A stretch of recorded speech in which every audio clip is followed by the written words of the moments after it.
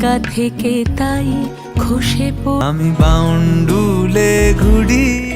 বাংলা সিনেমায় যিনি বারবার নিজস্ব গণ্ডি আর চেনা চরিত্রের বাইরে গিয়ে খোঁজেন নতুন চ্যালেঞ্জ, তিনি অভিনেত্রী জয়া আহসান। শুধু অভিনয় নয়, সংবেদনশীল সামাজিক বিষয়েও বরাবরই স্পষ্ট অবস্থান রয়েছে তার। এবার আসন্ন চলচ্চিত্র ওসিটি নিয়ে কথা বলতে গিয়ে জয়া তুলে ধরলেন এমনই জীবনের গভীর এক অধ্যায়, যেখানে অভিনয়ের দায়ের সঙ্গে সঙ্গে বলেছেন শিশু যৌন নির্যাতন সহ মানবিক ও সামাজিক দায়িত্ববোধ নিয়েও। সম্প্রতি এক সাক্ষাৎকারে জয়া আহসান জানান, শিশুদের ঘিরে কোনো গল্প বা চরিত্রে কাজ মানেই দায়িত্ব কয়েক গুণ বেড়ে যাওয়া, কারণ এখানে সামান্য অসতর্কতা বা ভুল উপস্থাপনও ভয়ঙ্কর প্রভাব ফেলতে পারে সমাজে। জয়া বলেন, অভিনয়ে নিখুঁত হওয়ার একটা অদ্ভুত চাপ আমার ভেতরে কাজ করে। অনেক সময় মনে হয় সব অভিনয় বুঝি একরকম হয়ে যাচ্ছে। নিজেকে নতুনভাবে চ্যালেঞ্জ দিতে গিয়ে মানসিকভাবে ভেঙে পড়ার অবস্থাও হয়েছে।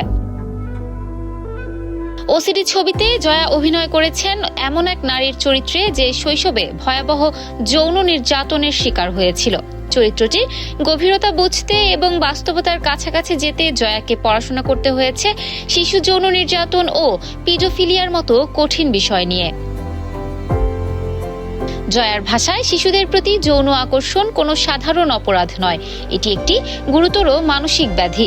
অথচ বাংলার সিনেমায় এই বিষয়টি নিয়ে কাজ প্রায় নেই বললেই চলে। এ প্রসঙ্গে অভিনেত্রী বলেন, একটা বাচ্চা যাকে দেখলে সাধারণ মানুষের মনে মায়া জন্মায়, কিন্তু কিছু মানুষের ক্ষেত্রে ঠিক উল্টোটা ঘটে। এটাই সবচেয়ে ভয়ঙ্কর ব্যাপার। এটা আসলে একটা অসুস্থতা, যেটা নিয়ে আমাদের কথা বলা দরকার। পাশাপাশি সম্প্রতি বিশ্বজুড়ে আলোচিত অ্যাপস্টিন ফাইলের প্রসঙ্গ টেনেও ক্ষোভ প্রকাশ করেন অভিনেত্রী। তার মতে, ক্ষমতা আর অর্থের আড়ালে লুকিয়ে থাকা এই অপরাধগুলো আমাদের সমাজের ভয়াবহ এক বাস্তবতা। শুধু পর্দায় নয়, ব্যক্তিগত জীবনেও সন্তান ও শিশুর ভবিষ্যৎ নিয়ে স্পষ্ট জয়া আহসান। সন্তান দত্তক নেওয়ার বিষয়েও নিজের অবস্থান জানান।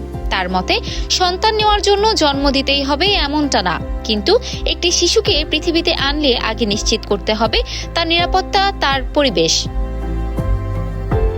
ইফফাত আরা আইরিন, ক্যাম্পাস টাইমস।